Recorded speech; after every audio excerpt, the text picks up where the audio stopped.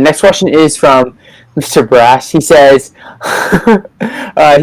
how do you square the Bible's teaching of God making the good world with millions of years of suffering and death? Yeah, I would refer people to my debate that I had with Cosmic Skeptic on that, where I detail some of that. People are assuming suffering is always inherently bad, and I'm not convinced that it is. I should probably do a specific video on suffering.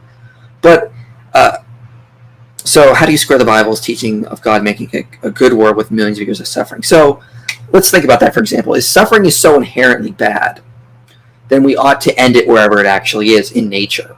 Let's say we could get rid of the... I brought this up to Cosmic Skeptic, but let's say we could get rid of the rainforest without actually just harming the earth. Let's say we found out getting rid of the rainforest would actually be better for us as humans. It would be better for the environment as a whole. Well, in the rainforest, there's countless levels of animal suffering happening right now. Should we get rid of the rainforest? No, I think there's some intrinsic goodness to the rainforest despite the suffering there. So I think there's intrinsic goodness in life itself that doesn't, that the actual suffering that comes with it doesn't actually overtake.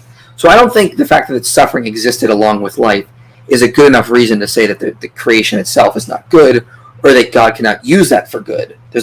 I'd say there's more instrumental goodness that could come out of that, and more intrinsic goodness in life itself that overcomes any intrinsic badness with regards to suffering itself. Now, I probably should do my own video on suffering. I can talk about animal suffering, kind of elaborate on some stuff I went on that debate.